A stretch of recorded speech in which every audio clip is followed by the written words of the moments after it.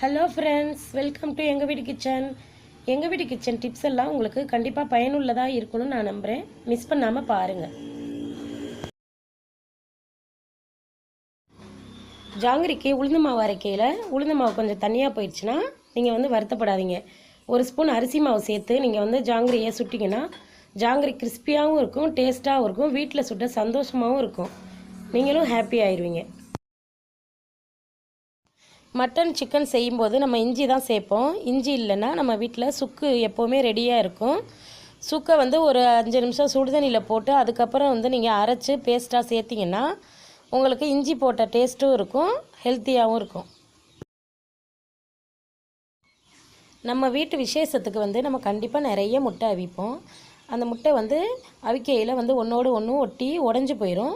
அது உடையாமல் இருக்க ஒரு ஸ்பூன் வினிகர் சேர்த்து அவிச்சிங்கன்னா முட்டை உடையாமல் ரெடி ஆயிரும். இது தாத்தா பாட்டி காலத்தில் உள்ள தோசைக்கல். இது அம்மா அப்பா யூஸ் பண்ணது. இது தூக்கி போட மனசு இல்லை அப்படின்னு நீங்கள் ஃபீல் பண்ணிங்கன்னா உங்களுக்கு ஒரு சூப்பரான ஐடியா. பாதி எலுமிச்சம்பழத்தை கட் பண்ணி அடுப்பில் தோசைக்கல்லை வச்சு நல்லா கைவிடாமல் தேய்ச்சி அதுக்கப்புறம் நீங்கள் கழுவுனீங்கன்னா பளிச்சுன்னு மின்னும்.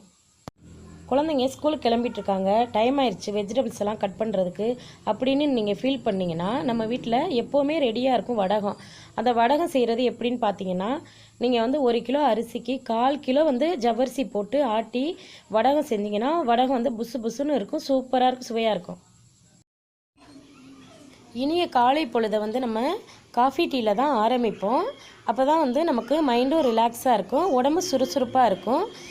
கண்டிப்பாக அந்த பால் வாங்கி அரை மணி நேரம் ஆச்சு, ஃப்ரிட்ஜில் வைக்கல, வெளியிலே வச்சிட்டோம், அது கண்டிப்பாக தெரிஞ்சு போயிடும் அப்படின்னு நீங்கள் நினச்சிங்கன்னா அடுப்பில் வைக்கிறதுக்கு முன்னாடி பாலில் ஒரு பிஞ்ச் சோடா மாவு போட்டு நீங்கள் அடுப்பில் காய்ச்சினீங்கன்னா கண்டிப்பாக தெரியாது. அந்த சோடா மாவு டேஸ்ட் எடுக்க ஏலக்காய் இஞ்சி போட்டு காய்ச்சுங்க, சூப்பராக இருக்கும்.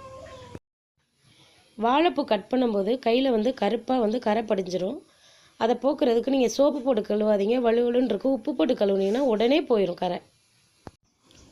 நான் சொன்ன டிப்ஸ் எல்லாம் கண்டிப்பாக நீங்கள் ட்ரை பண்ணி பாருங்கள். நாங்கள் ஃபுல்லாக ட்ரை பண்ணி பார்த்துட்டு அதுக்கப்புறம் தான் உங்களுக்கு ஷேர் பண்ணிக்கிறேன். இது உங்களுக்கு பயனுள்ளதாக இருக்கும். இந்த வீடியோ